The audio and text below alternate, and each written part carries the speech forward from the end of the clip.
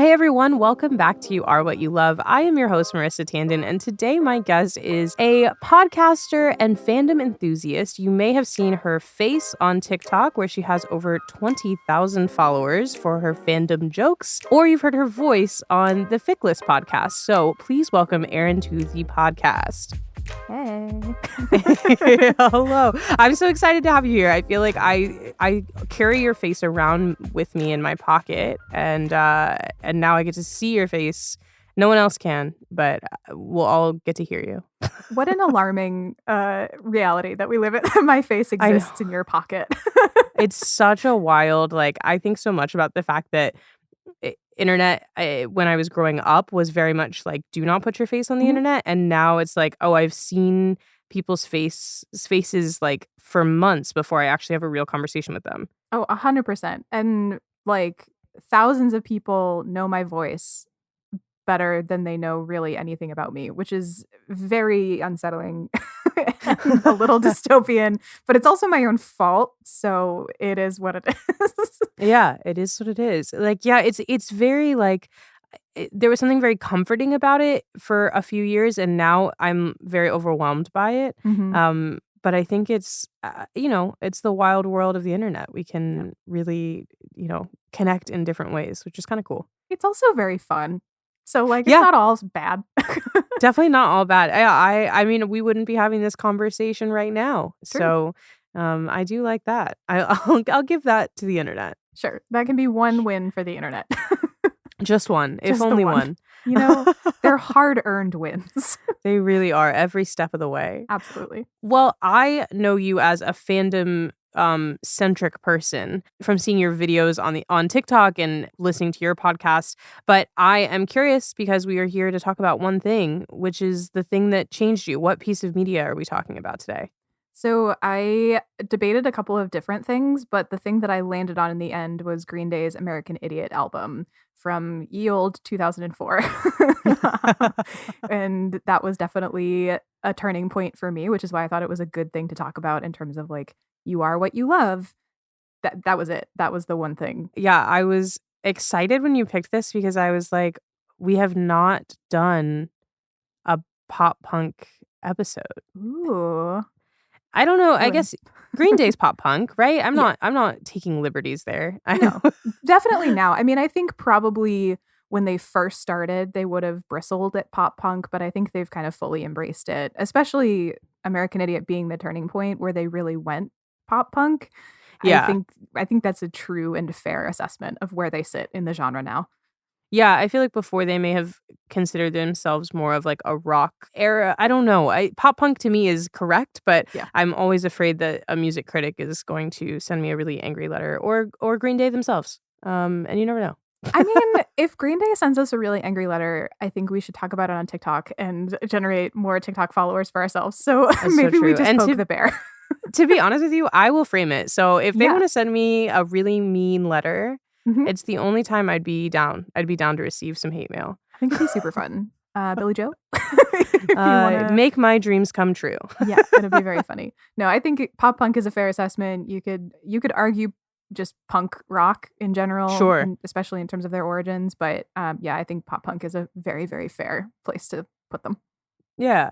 Well, so like you said, American Idiot was sort of a turning point for them too. I feel like that's the album everyone knows Green Day from. Yeah. So in the sort of arc of Green Day's history, there was Dookie, which was in the early 90s. I think it was 1993. A music critic could come in and totally pull this apart, but it's fine. So early 90s, they were, coming out of the Oakland, the, California punk rock scene. And that album went crazy popular, and that was their sort of launching point. And then their follow-up records did not do nearly as well as Dookie did. They went through basically a decade of not putting out smash hits. I mean, they did well. They were touring. They were functional, whatever. But American Idiot was their second crazy mega platinum big hit record. And it was a totally different thing than what they had been doing up until then. They really took a hard left turn into let's do a punk rock opera record. which is wild, but it worked. And it hit Yeah. at just the right time in American history too, like to have this like deep commentary on what politics were doing at the time and what pop culture was doing at the time that it just yeah, it worked for them in the end. Yeah. Well, so 2004 to me is such a specific time of the world. And I'm curious what your life was like at the time when you discovered this album. And also, did you discover it in 2004 or is this something that you like came back to later? Yes, I discovered it when it came out or just about like around Mm, then. I in 2004, I would have been basically 11 going on 12. okay. And for some context, up until this point, I exclusively listened to the Beatles. Like, Okay. if I had a choice of what was on the radio or in the CD player or the cassette tape, if we had our cassette tape player, then it was a Beatles record. And that was it. Like, that's all I ever wanted. And that was it. And so then I heard American Idiot. I must have been on the radio. I might have been on TV. Like, this was the era of commercials for CDs. Yeah. Yeah. And it just hit something in my little, like, shifting into puberty brain that was full of, like, repressed rage or something. I don't know. I think it was because partially because it was so different from what I was used to, and also partially that it was, about being miserable in suburbia, which I kind of was. Like I didn't have the words to like articulate that yet, but I lived in this sort of suburban, white bread, boring ass town outside of a major city. There were nothing good ever happened, and like Mhm. all there was to do was to like go to school. Like we would like kids would hang out at McDonald's parking lot. Like that was where you Yeah. would go to hang out. And a record sort of speaking to that just like malaise of suburban blah. And then escaping that was like really intriguing to Yeah. my little like brain that was still in the little rock tumbler at the time. So yeah. That's such a specific way to put it because it's like the like smoothing out the edges of Oh yeah. of your brain and getting to your true turned out self, I suppose. Oh yeah, 100%. I mean, I had to get there eventually. Yeah. I'm interested in the fact that before this you were thinking Beatles, Beatles, Beatles Mhm, because I think one of the things about the Beatles that is so specifically interesting is that it's now like that music is viewed as sort of obviously a classic and also like older men like to take ownership of that group and what made the Beatles so popular and what made the Beatles was teenage girls. mhm. And so it's interesting that even you're obviously after the era of the Beatles becoming the Beatles and going through it. They were already the Beatles at that point. But you as a young girl had that same connection that the young girls who made the Beatles so popular had as well.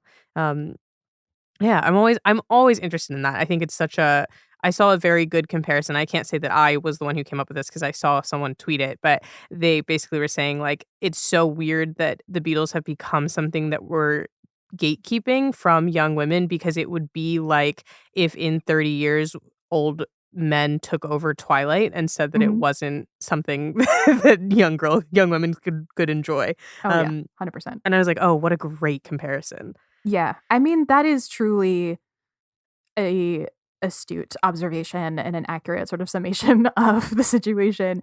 My dad got me into the Beatles Mm, super young. My dad works in the music industry, and the Beatles were like his favorite band, and so that was something that we shared. And I mean, he obviously listened to more than just the Beatles, but I also like I am somebody who I will eat the same meal for 3 months and just mm, not complain about it. Like, I love consistency. If I like a song, I'm going to play it 700 times. My Spotify Unwrapped is wild. yeah. And so, having that sort of consistency with the Beatles as a young girl, I really latched onto the early era of the Beatles primarily as a kid, and then as I got a little older, I started really liking the more sort of acid trip stuff that they got into later. But I loved the musicality of it, and I loved the storytelling of it. So, to me, it kinda makes sense that the thing that I gravitated to in the pop punk world was a rock opera. I Yeah. was like, "Oh, okay. Yeah, that tracks." It totally weirdly, it makes sense, Mhm. like, that's what pulled you over. Yeah. So you're in suburbia, you are 11, 12 years old, you are not thrilled. What part of the country are you in? Like, what's your major city if you're gonna drive in? It's Boston, which, Oh. yeah, you know well. Ah, yes. But I mean, it was far enough away that I didn't spend any time there until I was a teenager, until I was in high school I wound up going to a high school that was outside of the town that I grew up in. The town that I grew up in had some financial issues. The high school was really bad, and my mom was like, "No, you are not going to this school." So Mhm, that was sort of when I got out, and that was all sort of like the around like I was into the pop punk scene by the time I got to high school because Green Day, this album had hit before then. But, I didn't really see anything outside of my small town mhm. other than like occasional travel out until like I was already sort of in that space. But yeah. Yes, Boston is such a such a specific location, Mhm. but I always say, to me, it's very what's the right way to say this? It's it's very, like, it's not a town I ever wanna live in again, but it Mhm. is a place that I think there's a reason why there are so many movies set in Boston. Mhm. Like, there's something very narratively, genuine about it. It just something about it works really well if you want to be somewhere that, like, feels like it could be a character on its own. And there's only, like, a few cities that feel that way, I think. Yeah, it definitely has a very distinct personality. Mhm. And like it or not, it's gonna tell you who it is and what it's about, and you're gonna have to deal with it. And Hey, just like Green Day. hey, just like Green Day. My family has been in the Boston area for a very long time, so the roots were deep. um, and yeah, that was I don't know, living but I grew up, I mean, again, in a suburb of Boston, so it was sort of this idea of, like, all this cool stuff is happening, but I can't get there because one of the things that's really true about Boston in the Boston area in general is that public transit does not exist, or at least it did not exist where I was. I think we had a bus, Mhm. maybe, that I never saw. It supposedly existed, but I don't know where it ever was. So if you didn't have a car, which I was 12, I did Sure, not have a yeah. car, or a license for that matter, then, I mean, you were beholden to what you could get access to on foot, which was not very much in suburbia. So I spent a ton of time, like, in my room on my computer, listening to music, hanging out with my brother, playing with like whatever random friends were around until I reached a point like of being old enough to like go and like drive myself or go to this school that wasn't necessarily like in my small town. So Yeah. that sort of isolation was really I'm making this sound a lot worse than it was. I had a pretty good childhood. My parents are not to be blamed for this. Just to be clear. It wasn't like some Dickensian orphanage that I was raised in. It You're, like, just being was like held in the attic. right, like, it was fine. It was just kinda boring, like, Yeah. honestly. Like, that's what I come back to. And like you were saying, like, I would never wanna live there again, but it Mhm. wasn't, like, evil. It was Yeah. fine. I think I've discussed this with a couple people, both on and off the show, and I feel like regardless of, like, whether you actually had a good childhood or a bad childhood, like, the horror of being a child exists regardless, and Mhm. so when you look back on it, it's sort of like you could have had everything in the world and very loving parents and safety and all the things that you hope for a child, but that child still has to get through being a child. So it doesn't make it feel any better, Yeah, I that's guess. fair. I mean, it does. It does make it feel better, but it's still, not you can look back on it and be like, "I was lonely," and that's okay. Yeah, fair. We can hold 2 truths in concert, even if they conflict. Um, Okay, so you have described your Dickensian childhood and your, Oliver my poor Twist mother. era I'm so sorry, origins. mom. But I'm curious with, like, American Idiot, it was such a global phenomenon. So was it something that was being explored in your school, like, other kids your age? Was this something that you were kind of, like, sharing with the rest of kids your age or people you were around, or was this, like, a solo thing? It was mostly a solo thing, but I think if I remember correctly, this was sort of the era of my life where I started falling in with, like, the alt kids. Okay. So up until this point, I was a choir nerd. I still am a choir nerd. Like my favorite after school activity was singing in a youth choir that also had an opera program. So like Oh. real like deep cut nerd shit. Yeah. And very goody two shoes to this day. I'm very much a goody two shoes and like straight A kid, did not get in trouble. The running joke was that you could pretty much just leave me anywhere and I would still be there when you came back a couple hours later because I would just be reading a book or coloring or something. Like it was very easy to take care of me as a child. And so this was sort of the time in my life where like my friend group expanded to include kids who were wearing like trip pants for anyone who remembers that era of fashion. And like the kids who would like I hesitate to see, like, quote, unquote, "bad kids." They weren't. I mean, we Mhm. were how much trouble could you really get into in a McDonald's parking lot? But, the kids who, like, maybe had some access to, like, a cigarette or something or, like, Mm. just kind of had that sort of attitude, and that was sort of the shift for me, and not all of those friends were into Green Day specifically, but they were into the more, like, alt rock, punk, heavy metal scene. So Yeah. that was shared amongst that group of people, at least for those years when it was sort of new to me. Like I very much went from ugly little like old navy clothes that were fine, I guess, but like no personality to like I'm wearing my Green Day shirt and my ripped jeans and my my trip pants that I have to take the chains off because they're not allowed in public school. Uh like that style shift happened fast and hard and it was with all of these other kids at the same sort of age. Okay. So yeah, it's like the first time you're sort of building your own sort of sense of fashion and expression through that. Yeah, for sure. I think so much about this when I talk to people because I went to private school, so I had to wear uniforms. Oh. And like that space of discovering your own fashion sense just did not happen for me. Mhm. And so by the time I got to college, I was like, oh my God, like I don't think I know how to dress myself. Yeah. Um, which was both a relief and as a growing up, and then a terrifying possibility to have to deal with at 18, like moving across the Oh country. no. Yeah. Yeah, I gotta figure this um, out. yeah, yeah. I'm curious about, like, how that building of your own fashion sense, like, moved into also what you're talking about, which is building your friend group or, like, your social structure, and did you feel like those things were both important? Like, you very, like, Regina George, like, "We can only wear pink on Tuesdays." That Um that is hilarious.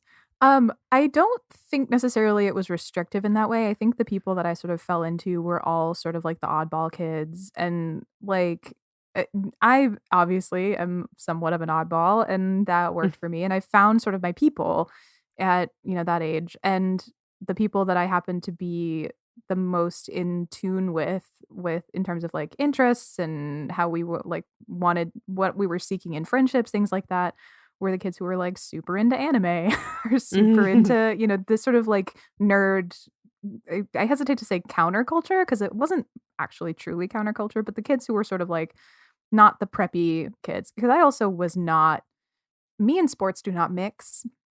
I don't I don't know if that is evident about with the everything about me, but, yeah, I was not a sporty kid. I was not about to go, like, be a cheerleader or anything like that. So I very much fell in the sort of like anti-prep side of things. But I also didn't have like the energy to be too angry or like genuinely like "Ugh," I wasn't Eddie Munson levels Yeah, of like yeah. anti-prep. I just wore the clothes and listened to the music and like hung out the mall with my friends and went to Spencer's and thought we were like gonna get in so much trouble about it. So that was sort of like it went hand in hand, but it also like it just kind of was part of it. Like, Yeah. that was just kind of the friends that I found along the way. And it's important to note too that those friends I, like, very much had to leave when I went to high school because I went to high school outside of the town that I grew up in. And so that all shifted very quickly. Like, I didn't really keep in touch with any of them. And so I went to high school with, like, so much black eyeliner on and, like, purple eyeshadow and, like, straightened hair and met all these theater kids, and they were like, "You're cool, I guess. You're kinda odd like us. Come over here. We're friends now." And that it shifted again into, like, Mm, a different version of weirdo Erin, I guess. So it was yeah. part of this, like, longer evolution to the version of oddball I guess I am now. That's cool. I like there's something very sweet about what you said because I was getting tense as you were like, I had to leave all my friends and I showed up at this new school with this look of like, as you described, sort of like a MySpace emo selfie, like in your vibes. And I was Mhm. getting like, I could feel myself tensing up and I was like, oh no, what happened when you got there? And what you said was more just like, oh, I found like a group of people who also looked at me and said like, yeah, come over. Like there's something very sweet about that, about like weirdo recognizing weirdo almost. Yeah. I always think that I got super lucky with the friends that I found in high school because everybody was super nice. I mean, high school was not like my favorite experience. Some people are like, high school, best years of your life. I'm like, peaked early. That's a little sus, but okay. But they certainly weren't bad to me. And it was sort of Mm. interesting to start off like, I think it signaled the way that I was dressing, the things that I was listening to, signaled early on that I was going to be one of the sort of like oddball kids, and we all just sort of found each other. I mean, we also, to be fair, like most of us have come out queer after that. Like we all, it's the penguining of the queer children. We all find each other and hang out and just sort of like, I don't know, we gravitate to each other well before we know who we're going to be as adults. I really love the idea of like finding like before you know who you are, but like seeing something in each other um, without realizing what it is that you're seeing, but feeling that commonality. I think that's really it really speaks to just like the power of humanity, I think, Mhm. and human connection. Yeah. So I have to ask if there is a song on American Idiot that like you were like, this is the one, like, or were you playing album back to front or were you looping one of the classics? Oh, what a good question. I think at the time I was an album front to back kind of Mm. girl, and I have very distinct memories of buying CDs and taking the booklet out of the front of the CD and listening to the CD and memorizing the lyrics. Oh, I miss Me CDs so too. much. Those CD but, like, as you said that there's, like, the visceral response of, Mhm. like, I miss those books because you could flip through and they did the photography and, Mhm. like, the lyrics were on the oh, Yep. Yep. the kids don't know what they're missing. It's truly one of the worst things to come of internet streaming music, like, is the loss of the album as art form, and Yeah. I will die on this hill. So, but I very distinctly remember having the CD and flipping through it and, like, learning the words and, like, reading it almost like poetry or like a story and, like, memorizing it that way. And so, I don't know that there was necessarily a song or songs that I, like, looped, but I also really distinctly remember watching the music videos on demand on my TV with my brother, like, over and over and over again. So, only certain songs had music videos. So, I've Yeah. seen the, like, Holiday, Boulevard of Broken Dreams, like, the American Idiot, the Green Slime, like, I've seen those music videos probably thousands of times. And so to an extent, like, yeah, I've looped those songs, like, so I those are seared deep in my brain. But I just also really remember watching the music videos all the time, like, over and over and over again. Like, after school, my grandmother would watch us and make sure we weren't, like, gonna die or whatever, and she'd just be, like, sitting on the couch playing her little, Tetris on her Game Boy and be like, whatever, as long as there's no screaming, you can do whatever you want." And so we would just watch those music videos over and over and over again. Were you an MTV kid? Like, were you watching music videos on MTV or, like, you said on demand? Yeah, so I like control. I like having control over my media consumption, and so I was not super into the MTV stuff because I also really dislike, it's funny for a podcast host, I really dislike talk radio and, like, talk stuff, so, like, the interviews and stuff, I have to kinda be like, "Meh, whatever," like, I don't really care about, like, your TRL, whatever happening's going on. Sure. I wanna watch the music video that I wanna watch, and I wanna watch it, like, 17 times in a row. And RTV, I don't know if this was just a thing that happened because we had a certain cable package or what, but you would do, like, music choice on demand, and you could scroll through and find by genre, like, music videos to watch. Oh, how cool. Yeah, so me and my brother would just, like, find the Green Day tab and, like, watch and watch and watch.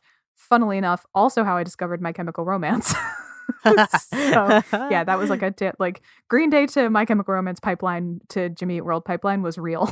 Oh, that's yeah, too real, to Yeah, be fair. yeah. Like, I yeah, the Green Day music videos, I have such a strong memory of watching them in Hard Rock cafes because they play those Yeah. music videos over, and they're always Mhm. the most dramatic ones that you're like, "Why are we these are the ones that we're playing like, we chose to Yeah. okay, Yeah. sure." I guess that's fine. I mean, the other place that for me, I saw music videos a lot growing up was the bowling alley.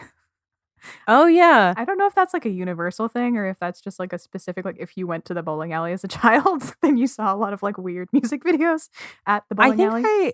I've always seen I don't have a number of bowling alley memories, but the bowling alley memories I do have, I do feel like they played music videos, like, Yeah. on the little screens. Yep. So, So yeah, that makes sense yeah, to me. I get very excited when Green Day would show up or somebody that I knew would show up. Yeah. So you've mentioned listening and watching stuff with your brother a lot. Is your Mhm. brother older or younger, or He's how did you younger. guys younger? Yeah. So were you the one showing him the music? I think so. He's cooler than me, so he'll be upset if I say that out loud. But yeah, I think I was the one that found it and then was like, this is now a thing that I'm obsessed with. And like I said earlier, this was about the time when I was shifting from like child to teenager. So it was also the era of my life where like I was not particularly nice to my brother. And I know that now as an adult, and I look back, I'm like, he just wanted to hang out with me, but I was like, get Oh, away from me, nah, nah, nah. And but like that was one of the things that we could do together and not fight. how So far apart are you guys in age? 3 years. Okay. Oh, okay. So he was, like, very much wanted to Yeah. hang out, and you very much were turning into a monster. So, as Yeah. we all do at that age. 100%. I was just a little rage ball who just needed space. And he was just like, I just want a hug. And I was like, get away from me. Just That could kill me. You don't even know. yeah, it was rough. It was a Yeah. rough time. I've apologized to him since then. I was like, I was a dumb child. We were all dumb children. It's fine. Oh, for sure. Yeah. So, do you feel like he was watching them or listening to it with you to spend time with you more so than to care about what you were actually consuming? No, I mean, I think he was super into it too. I mean, the two of us have a very similar music taste. I think perhaps like the ability to hang out and not have me be yelling at him was like a nice perk.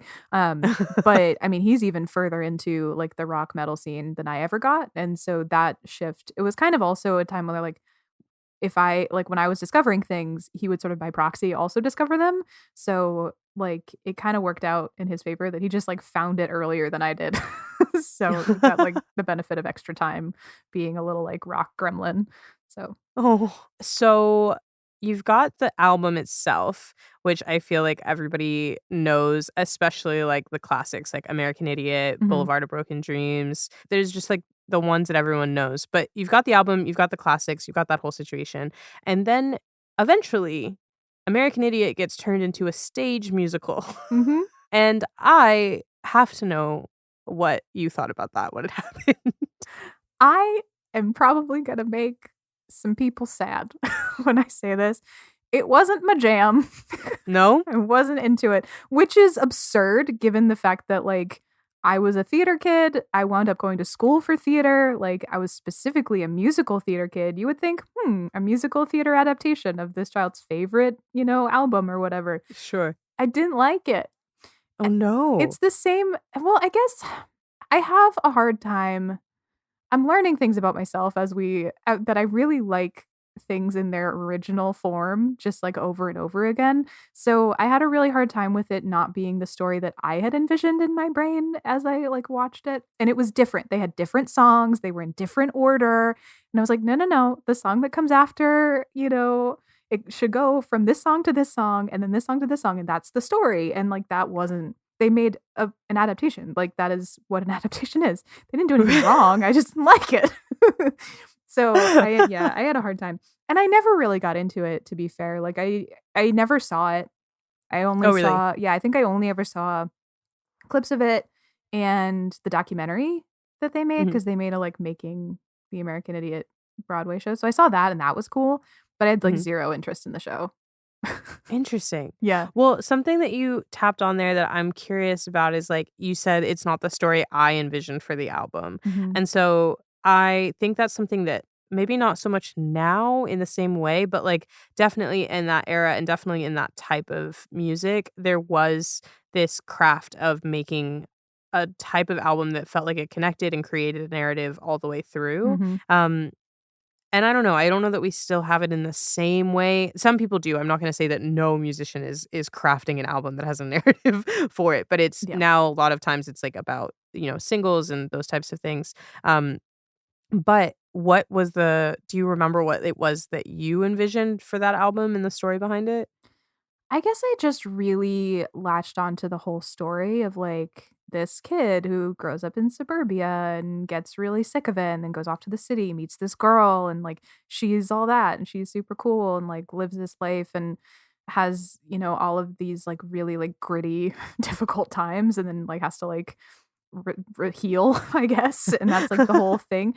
Like, I don't know that I didn't have, like, a movie in my brain, but I knew that album back and forth, sideways, diagonal, all ways around, and so when they, like, would move things around or, like, because it wasn't just the American Idiot album that was in the show, they also took music from the follow-up, which is 21st Century Breakdown, and included some of that music in there, and 21st Century Breakdown is a very different, I think, story. Like, there's a similar idea, and it's, like, the idea of, like, having a big rock opera. I don't like 21st Century Breakdown as much as I like American Idiot. I think they had one idea and then did it twice, and they should have just done it once. But, they took all those other songs in there and, like, mixed it around, and I was like, "Oh, but that's like, this isn't the thing. If you're Yeah. gonna make the show, like, make the thing." I'm also somebody so, like, I was also the other thing that I almost said to you that we could talk about today was Newsies, the Mm. movie musical, Yeah, yeah. specifically the movie, because I also don't like that stage show. I think I just have something against stage adaptations of things that I, like, really latched onto as a kid. It's funny that you are anti-adaptation of original works as you talk constantly about Uh-huh. transformative works and fan fiction. Were you into that type of thing back then? Like, were you on fanfiction.net or just fandom in general, fan fiction of adjusting is the wrong word, like transformative works, like Yeah. writing and changing the canon. It is a hilarious thing to be so set in my ways about things and then also be like, "But also fanfic." Yeah, no, I mean, so one of the things that Green Day also did for me was introduce me in some ways to online fandom. So started I got internet around that time. So up until that point, I had a computer that didn't connect to the internet in my house. The only internet access I had was at school. So it was just kind of one of those things where it was like, it's for the encyclopedia online and like whatever you do as a fourth grader on the internet in the 90s. And then I got this computer that actually had internet access for the first time. And pretty much the first thing that I found was Quizilla, which is for those who don't remember Quizilla, who maybe aren't ancient in terms of fandom stuff.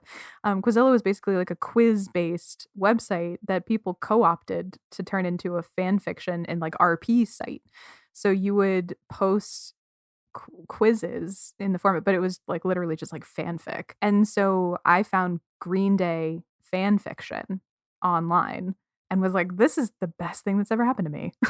I'm very curious because I have heard of Quizilla, but did not experience it myself Mhm. and didn't really know what people were talking about. So you're saying it was like a quiz site, Mhm. like a flashcard type of thing, or like a It was BuzzFeed quiz? like BuzzFeed. Think BuzzFeed. Okay. So people would make these little quizzes, would be like, "What color house are you gonna live in when you're 50 years old?" And it'd be like pink or whatever. And so, but it was really malleable as a website. So people found ways to do like interactive quizzes, but also turned into like RP kind of stuff. So it would be like, you're at a concert and you run into Billy Joe backstage. What do you do? And it was like, say hi or like go away.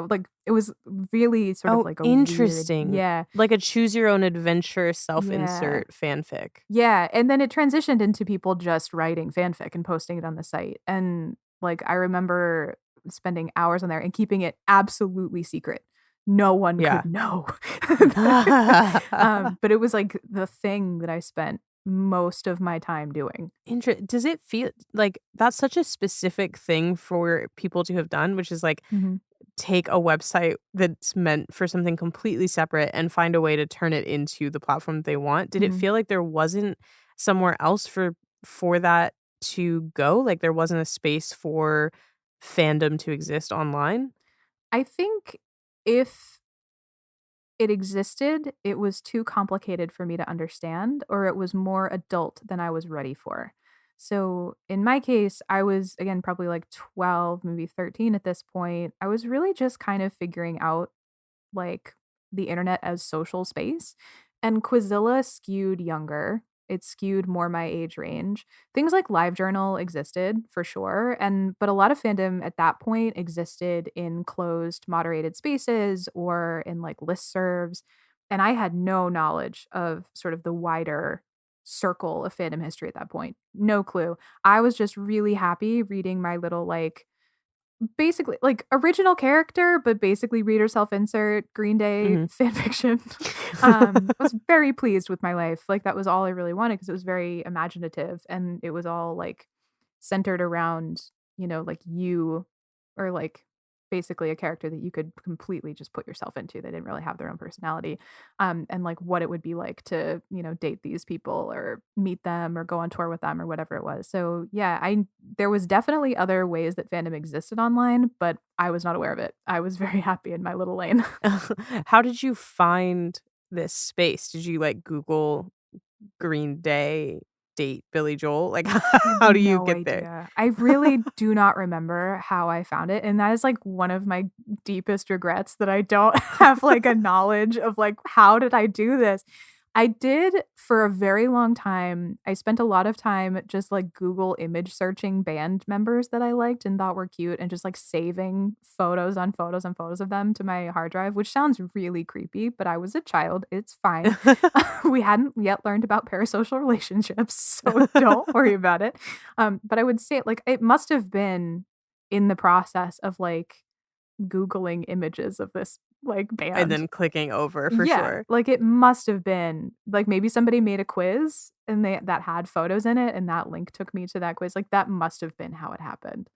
See, I it's interesting that you bring up, like, the idea of saving photos to your hard drive of, like, hot celebrities and that there's, like, an embarrassment of that, but I think that that's, like, a pretty normal formative experience that whether people are willing to admit it or not, maybe not band members, but, like, everybody's had that with a celebrity or, someone who's in the public eye that you connect, I'm putting air quotes around that, True. with of, like, oh, this is someone that explicitly, like, as you're saying, at 11 years old, that your brain can't really think much more other than, like, "I think he's so cute." Yeah. Um, and I think that's a developmental thing. Like, I think Mhm. most people do it. Good. I'm glad. Yeah. Yeah. Thanks. Well, Really, anytime. that helps. Well, and I think it's less about, like, "I'm going to date this man." Like, Oh, it's not yeah. a delusion, you know what I mean? It's Yeah. just I think it's like you're exploring this idea of something that you hadn't that you don't you're not necessarily feeling with, like, people your own age yet. Like, you're not Yeah. you might be crushing on people or you like being around people, but you're not necessarily thinking, like, "This person is so hot because they're 11." Like, Right. you know, there's Yeah. not, like, a that concept yet. But when you're hyper fixating and listening to and watching videos of this person who is a grown adult that has a persona and has all of that, like, I think you're just starting to sort of have those beginning feelings of, like, "Oh, maybe I like how people look in general." Yeah. Um, I think I don't that's know. fair. I also like I'm asexual, and so I like was not crushing on people in real life at all. That was not Mm. a thing that occurred to me that people really did. Sometimes people would be like, "Who are you crushing on? Like, who's your crush?" I just pick someone to like make it so they could leave me alone. Like, it just didn't process. So, like, the hyperfixation, I think you're right to point out that, like, A, it's totally, like, developmentally fine, like, it is what it is. Yeah. But I wasn't coming at it from this place of, like, "Oh, this person is hot and wanna date," or whatever. Yeah. It was definitely something about, like, the aesthetic, it was about, like, the attitude. I think I, like, wanted to be friends with these people. Yeah. Like, I was like, "Their lives are so cool, their music is so cool," and I just got really into it. But yeah, it was certainly an experience. Do I still have a good chunk of those photos saved on a hard drive somewhere in my childhood bedroom? Probably. Almost definitely. And I would definitely print out my favorite ones and put them on my little planner so I could look at them during the day, which I feel like is a very early 2000s, mid 2000s teenage girl thing to do. Oh, yeah. I think I definitely had, like, and looking back on it now, very impressive. But my, like, where, like, your headboard is, like, above that, I Yeah. had essentially, like, a second headboard of just Nice. photos I had printed off of the internet and extensively collaged Nice. together. And yeah, I think it's a normal thing. I think it's interesting though, like it's what you're talking about is more about sort of this person has something figured out that I don't yet, and I feel something in there, which is kind of I think that's kind of cool. Like I think there's so much like negative energy put on the idea of like celebrity like obsession, and Mhm.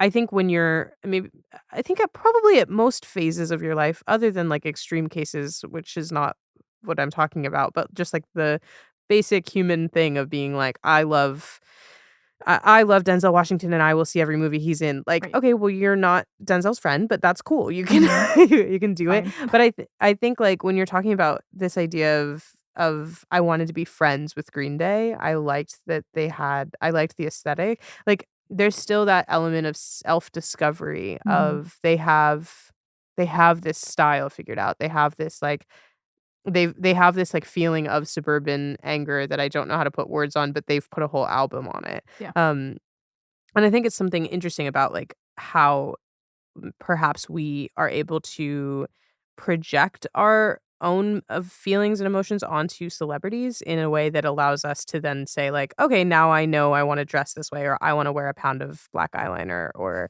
I want to wear pants with chains on them. Yeah. I think there's something cool about that. Yeah, for sure. And I think too, I so desperately wanted to get out of my little suburban bubble that having these people like it was sort of aspirational to be like this cool life. You can go do this cool thing and get out and you don't have to like be stuck in your dumb hometown that you hate all the time. It was certainly a big piece of the puzzle was just sort of like this aspirational thing. Yeah. Did you have like a specific thing that you wanted to leave for? Like, I feel like there's always the narrative of like, I'm going to get out of my small town Mhm. and go to the big city. But Mhm. for like, did you have a feeling of what it was that you wanted to do? I was fully gonna move to New York and, like, be in some kind of arts thing. I don't think I had a plan, I just knew that I wanted to go to New York City, which is not a great idea. You should definitely have a plan if you're gonna move to New York City because it's expensive. But yeah, no, I remember very distinctly always being like, "Yeah, I'm gonna, like, move out and, like, go to New York and have this, like, exciting life or whatever." I always kind of envisioned myself in some kind of, like it's weird because I really hate the idea of fame. I never want to be so famous that I can't, like, function in real life, Mm, but I've always had this sort of fascination and interest in, like, the kinds of jobs that would get you that. So I was like, I mm, would love to be I used to, like, play around like I'm a talk show host or, like, being in music or in theater, like, I wanna be around that, I just don't wanna be known. So, I was like, "Oh," like, when I graduated from high school, I went into do my theater degree, I thought I was gonna be a stage manager, I was like, "That's what I'll do." mhm. Like, I'll be a touring stage manager, and I can go see the country, the world, whatever, and so that was definitely the sort of, like, idea in my head was like, "Go to New York City, do cool stuff." That was the whole plan. I didn't really I was a child. I didn't think further than that. But yeah. Yeah. I feel like New York is, one of those cities that everybody has that or not Mhm. everybody, A not lot of like, people. a lot of people Yeah. where you're just like, "It's New York. I'll figure it out." Yeah. Like Not a good idea. And now as an adult, I was just in New York City this weekend, and I was like, "I love this city. It's so fun. Could not live here. Oh, Absolutely could not no? do it. Really? No. No, no I way." will, get in trouble with all of the LA natives that, I am surrounded by every day, but I Mhm. love New York. Like, I had that New York obsession growing up, and Mhm. I still do. That's totally fair, and it's a really wonderful city, like, this is not a knock on it at all, I just realized that, like, in terms of me living my life, I need separation between being home and, like, doing stuff and having access to, like, busyness and, like, all of that. So, for me, New York is just too much to be in constantly, you know? No, that's very fair. I Yeah. think, like, it is the fast-paced city that Yeah. truly doesn't sleep. So it's like whatever if you're not ready to be constantly moving, then it is definitely not the place. It's a great place to visit, even if you don't feel yeah. that way. But Yeah. yeah, No, yeah, it's a I, great, great vacation spot. I love going there. Just I wouldn't yeah. want to live there. I do sometimes wonder. I think like the childhood fascination with it can come from the idea of just like it seems like everything happens there Mhm. and anything could happen. And I think that's just enough to make you go, I don't need to have a plan. I'll just get there. Right. Yeah, it'll be fine. There's so many movies and so many books and so many in TV series where it's like, "I'll go to New York," and again, Newsies. I was like, "I'll be Yeah. fine. I'll go sell newspapers and go on strike and take on the labor union and it'll be great." Yeah, no, but New York is just sort of like that mythical place. And, Mm. and then you become an adult and you realize that rent is very expensive. Yeah, there's like cost of living. Yeah, and then you're like, And "Okay, would you like to maybe not." also, yeah, Yeah. would you like to eat dinner with that side of dream or Yeah. no? One might I don't think so. hope so.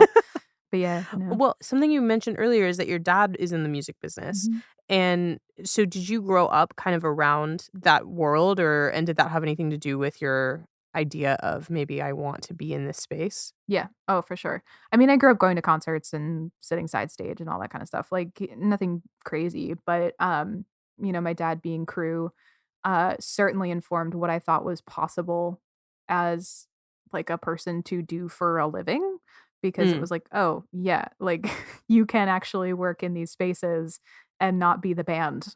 Like that's a thing that you Yeah, can yeah. do.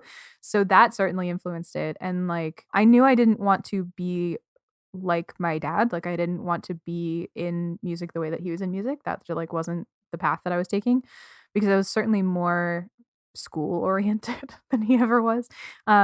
But it certainly led to me being like, yeah, you can work in theater. It's going to be hard. Mm. And my parents always impressed upon me the idea that like in the arts you have to pay your dues. Mhm. So like they were like it's going to be hard work and you're going to be broke for a while and it's going to be the same. So they gave me pretty realistic expectations, which was helpful. And then I wound up just sort of I think it would have been hard for me to not have the arts be central to who I am given how I grew up and just sort of the influences that I had. Even my mom, like, so my mom is not in the music business. She's very much like a normal 9 to 5er kind of person, but she's like was very deep in the concert going scene of the 80s in Mm. Boston, the Boston rock scene. My favorite story about that is that she had original like recordings of U2 from their first ever US tour when they landed Oh, in wow. Boston in her car, and her car got broken into and all the tapes got stolen. Oh my god. Yeah, so she was like, "If I had those tapes now, they'd be worth, like, millions of dollars," because they were Yeah. literally, like, U2's first shows, and that was just kind of the scene that they were in, and so, like, that interest and obsession, I think, is genetic. I don't think I could have escaped it. Yeah, I think something you're talking about is, like, the concert going space, which to me is so different than just like, listening to music Yeah. space and enjoying music, because there's something so electrifying about being in a concert venue, Mhm. like, with a band, even if you don't know the music, like, sometimes the opener really just knocks it out of the park, and it Yeah. just feels so great, yeah. Yeah, for sure. I love concerts. They are so fun. It was one of the things that I was really sad about with COVID. And just to this day feel really sad about that. It's like that sense of freedom and just like not worrying about it. Like I love concerts so much and I've seen so many bands that I didn't know more than one song or even any songs at all just because, my mom had a ticket, there was a ticket around, a friend wanted to go, and I'm like, "Yeah, sure, let's go," because I just love Yeah. going to concerts. So, I was like, "Yep, I will go see pretty much anybody, Yeah. and I will have a grand old time." Yeah, I love like I saw in the pop punk world of who we are, like Mhm. I saw Cobra Starship and 303 No! and that is still one of my like favorite concert going That's experiences I amazing. can think of. It was amazing. It was in like this tiny not tiny. It was a small venue. It was like a Mhm. standing room only venue. The tickets were $35 and they included a meet and greet. Oh, Like wow. out of control. It was like it was the year I know this very specifically, it was the year that "Billionaire" by Bruno Mars came out, Okay. and the reason I know this is because it was the, the lead singer of Gym Class Heroes, when he went solo, Travis he was McCoy. the opener. Yeah, Travie McCoy.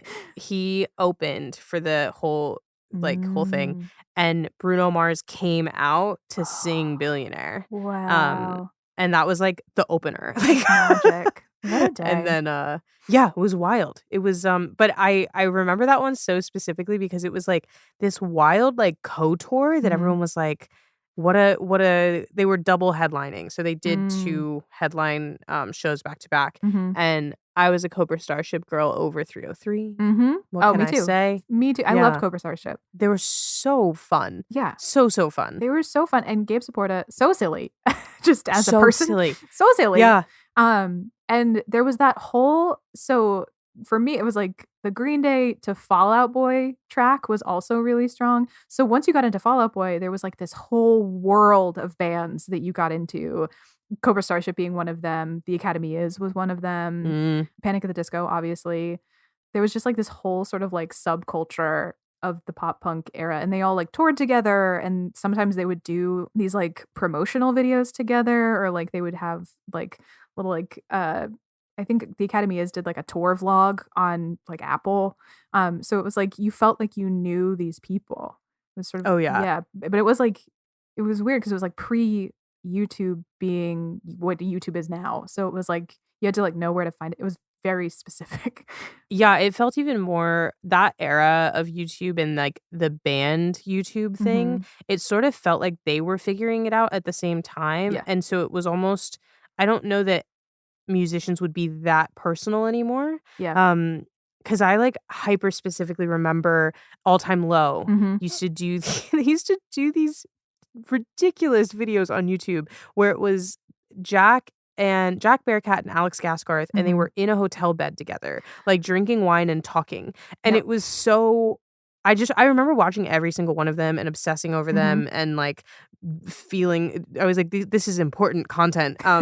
This is critical to my development as a youth. I was like, "I must watch this Yeah. new video," and it was like, when they put a new one up, you were like, "Oh my god, I have Uh-huh. to watch it immediately." Yep. And, in that meet and greet at the Cobra Starship concert, I had, like it was this weirdly it just felt so personal and weird because Cobra Starship at that point was a big thing. It Mhm. wasn't like some underground vibe, but the concert tickets were affordable. We did the meet and greet, and in the meet and greet, Gabe, like, he leans over to us and he's like, "Do you think this is funny?" And he shows us, like, the name card, like an RS like a, reserved name card, Mhm. and he had cut out it was for Alex Gaskarth and Jack Bearcat, and he had cut out their names and wrote with, like, a Sharpie, Alex Gas Barf and Jack Barf Cat, and we were like, "Yeah, that's so funny, Yeah. so funny." And it's Incredible.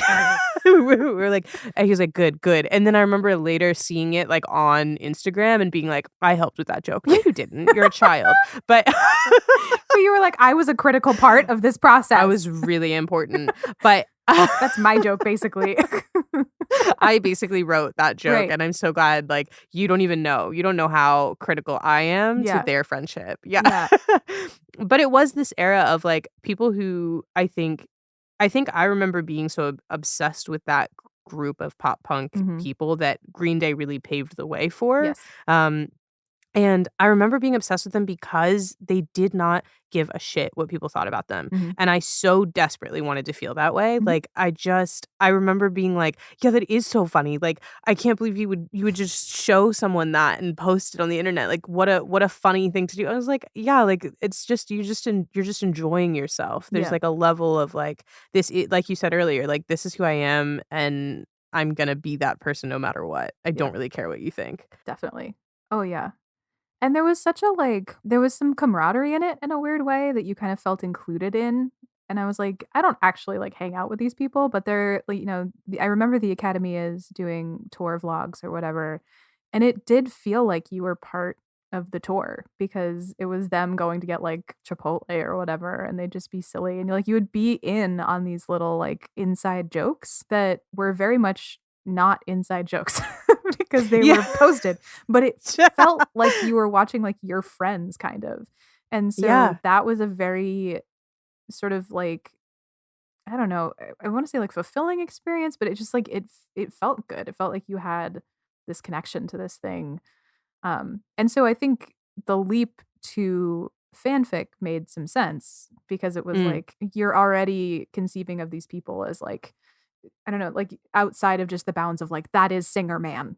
Like yeah. you see a more well-rounded person, but it's also only a piece of them. So then you start filling in the blanks with fanfic and just like having fun with it and like building this whole little like ecosystem of stuff to just like share online, basically. Yeah, I super agree with you. Like it was this I think like you're describing from how you felt about listening to American Idiot where you feel seen in sort of this suburban narrative of like feeling stuck and you feel like someone's written an album that feels exactly how you feel and there's something really wonderful about that and then it's like the generation of that style of music that then had the internet their response was kind of I felt like they were making this music that was for people to feel more like to feel less alone and to feel part of something and to Mhm. feel kind of connected in arguably like the I hate the world kind of teenage angst but then on top of that, they were also making video content of, like, the adult life you hope to have Yeah. almost, of, like, we're having fun, we're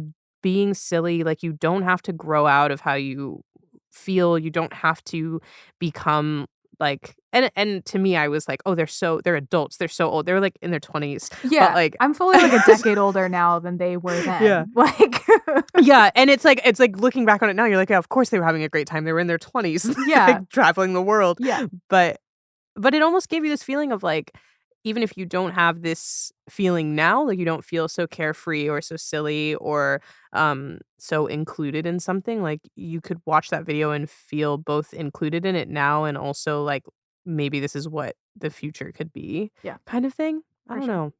No, I think Oh. that's a really insightful and true, like, thing. Yeah. Yeah, I do miss that age of the internet, I think, Mhm. like, the less polished, Yeah, sort of like everybody has to have a brand now, and that brand has to feel personal enough that, like, like, people care about it, but it's not really personal, it's, like, planned out and it's posted curated. and yeah. Yeah, I miss, like, watching those stupid videos where someone clearly was like, "Pull out your cell phone," or, yeah. um I think that's that same era was when Merlin came out, like, the I Yep. don't know if you ever watched that. Um I have not, but good old Caitlin from the Fic List podcast, boy howdy, has she seen red.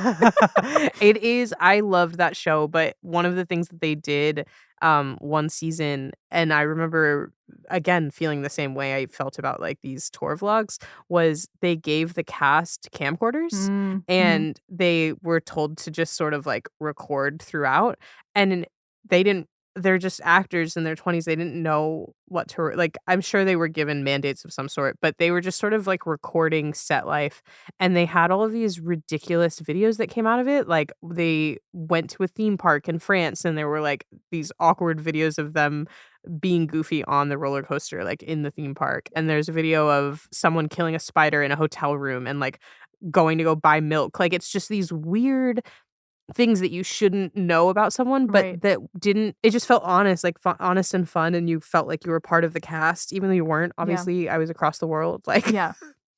just chilling, Yeah, and I feel like a lot of times people might try that now, but it doesn't have the same maybe because the market is too oversaturated that it's like mhm. it's not as kind of novel to be like, "Oh yeah, like follow along with this person on their day-to-day life or whatever." Or maybe it was just because we already were invested in the people that were Who they were, doing yeah. the vlogging um for other reasons. But yeah, no, it's a different thing and I think it's an era of the internet that is gone and I Yeah. don't think it's coming back. Yeah. I think it's important to note that, like, that era of the pop punk scene was also deeply toxic in a lot of ways, Oh, and for sure, yeah. that I mean, the sort of, like, boy howdy, like, good old boy mentality masked a lot of really, really bad behavior and really, like, harmful, like, active harm, particularly of young girls, and I never experienced that, never even thought of it, never crossed my mind, but as an adult, I can look back and be like, "Oh." Like, they were also crafting an image to a degree and, building the brand in their own way. It's just that, like, that doesn't negate the what it did for so many of us in terms of building Mm, community and, like, offering, I don't know, some kind of community or whatever, like, camaraderie in that. Yeah. yeah. I think there was something in there. There was a nugget of wisdom in there somewhere. Hopefully it came No, forward. I think it's like no, you're right. Like it's so funny too because maybe it's just that it was a more effective way of accomplishing what people are trying to accomplish now, which is Maybe. that I can look back on it and be like, "See, they were so genuine." And you're bringing up a very good point, which is like they were also marketing themselves. They were also Right. crafting themselves an image. Um, and maybe it just was more effective. Maybe it just hadn't been done yet, Yeah. and that's I think what they it is. kind of stumbled into it, honestly. I think Yeah. they were like, "Oh, well, this works." And they just kept doing it, which is like kind of how I think most stuff happens, where it's like, okay. And then you just keep doing the thing. And like, I think there was a genuine desire to be like closer to fans. Like, this was an era of like a shift to where like you weren't necessarily like stuck behind a magazine to connect with people. Like, the internet was new and like it was a direct to consumer thing in a way that was very different from how fandom interactions had happened yet. But we didn't have this sort of like, we weren't used to it yet. So Yeah. everybody was kind of figuring out what the heck that meant. So, Yeah. Yeah, I think for better I like what you're talking about though of like this idea of definitely for worse in terms of other things that we've discussed here, but mhm. for better in terms of like giving you a sense of community and giving you a space to sort of figure that out. Um so I'm curious about exactly what space you carved out for yourself. Did you, as you kept going through this world of pop punk and space and moving schools and becoming a theater kid and ultimately going to college for theater and everything like that, did you feel like that online space stayed with you all the way through? Yeah. I mean, for sure, I have spent so much of my life behind a screen. And what's funny is like a lot of people talk about online friends and having a lot of like really close online friends. I did not have that at all. Mm. That Okay. I was not somebody who met real people over the internet. I think because my parents were very stranger danger oriented and they were like, "Never speak to another person online ever again." And I was like, "Okay." So, but the sort of like the fan fiction in particular was such a constant. And like the as I got older, like the types of fan fiction that I was reading changed. I shift from Bandom to like Glee. Unfortunately. Oh, a natural Uh-huh. A move. natural shift. Well, Klain was important to me, okay? Like, Darren Chris, I did listen to the Star Kid episode that you did, Oh. and I was like, "Yes, we should all be friends." Like, this was a very shared experience here where we were like, "Oh my god, this, like, guy from this thing on YouTube, this, like, little, like, endearing show thing that I love is now getting this big break on TV, gotta follow that." Um, Yeah. like, that was really sort of, like, part of the process, and, like, all of my friends were in theater, so, like, we got really into that, and then going into college, it was like, I was either gonna be a writer or a theater person, and my Mm. English degree was boring, so I didn't wanna do that anymore, so I got a theater degree, which drove me up a wall, but at least I could do it, Yeah. and yeah, that was sort of the trajectory, and definitely the catalyst for all of that was Green Day, and, Mm. like, starting to, like, open up the worldview that I had sort of like breaking out of the little, like, suburban enclosure that I had been in. Yeah, you know what? You sort of have like transitioned us perfectly into what I normally ask as my final question, which is that if you had never seen it, if you seen, I just said seen as though you really cared for the Broadway show, which we've established it's I just not the I have case. seen the CD spinning in my CD player for Yeah, many, there many you go. times, so yes.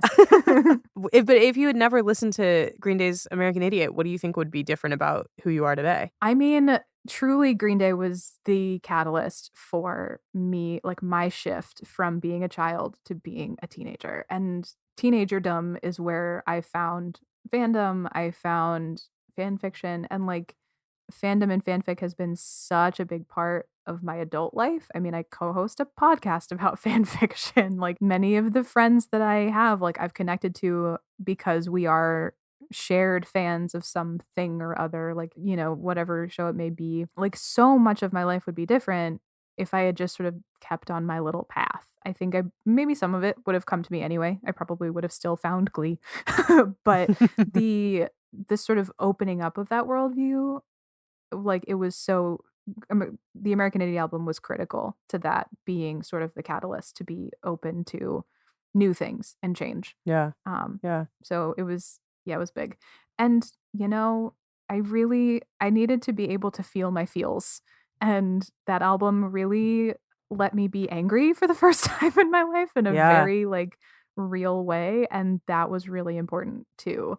Um, I think at all, especially teenagers, especially teenage girls, are not allowed to be angry often. And pop punk let me be like a little rage ball. I should also quantify that my parents loved that for me. They like fully endorsed it.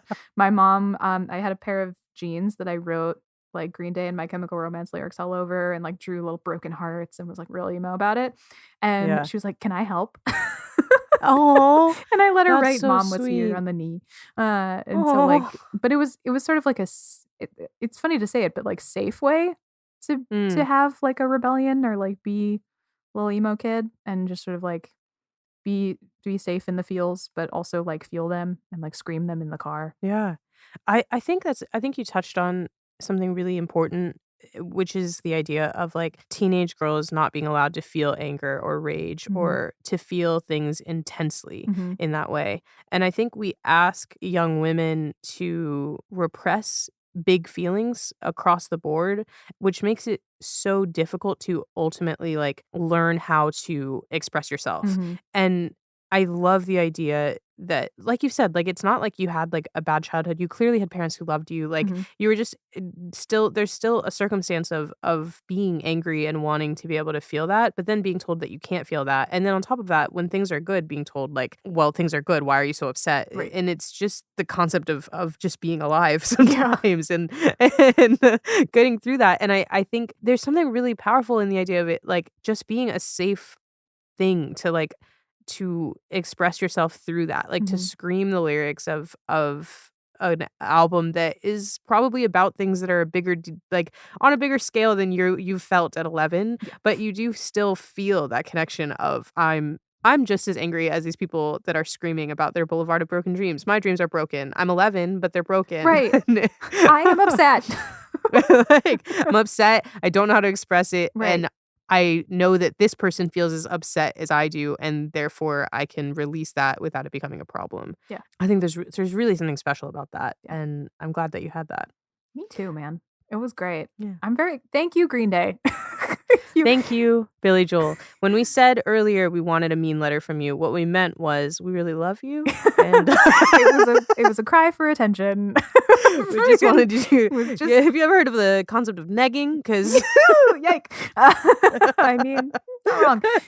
Yeah, thanks all of Yeah. thanks you guys. Thanks the whole pop punk scene of that era, at least the ones who have not gone down in, infamy for being horrible. Terrible, terrible You people, know? yeah. Yeah, I like it. I think that pop punk era that we were lucky enough to have, and still sort of exists today, just not in the same way that we're talking about now. Yeah. The music exists Yeah. and people are coming back and, Blink-182 is back together. Oh my god. The When We Were Young festival killed me. So Oh. funny. I did not go, to be fair. Yeah, I was like, "This is not a thing that I can handle. I don't like crowds. I don't like desert. This is not a good idea for me." yeah. But my one of my friends went with her husband, and they were like they were like, "Yeah, it really was. We're not young anymore." 'Cause they were like, the number of people who had to go to the med tent for ibuprofen and saline eye wash was hysterical. She was like, Oh "We my were so old." goodness. They were like, How did I used to go to, like, Warp Tour and, like, bop around in the sun all day on, like, half a Red Bull in my Vans that had no arch support. How did I do this?"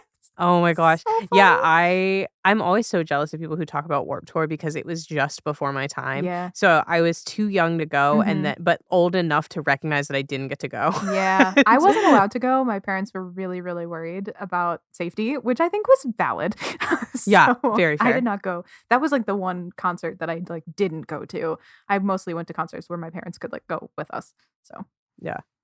Yeah, no, I did get to see Blink-182 the first time they got back together though, which was really cool. Yeah, I was just I love they had a live album that they had recorded, and I was obsessed with it in high school because it had all of like, them talking back and forth, and it just had all of these, like, dick jokes, these, like, fart jokes, like, poop jokes. It was just, like, the most remedial comedy ever, but I was obsessed with it. I remember listening to it, like, listening to the skits, not even just the music, and repeating it and being able to do, like, the intonations of it in general and just, like, like we said, like, obsessing over, like, this idea of not caring at all and just saying exactly what is on your mind. So, Yeah, I love the behind the scenes stuff. To this day, I love behind the scenes stuff. And like yeah. I love getting like the peek behind the curtain thing.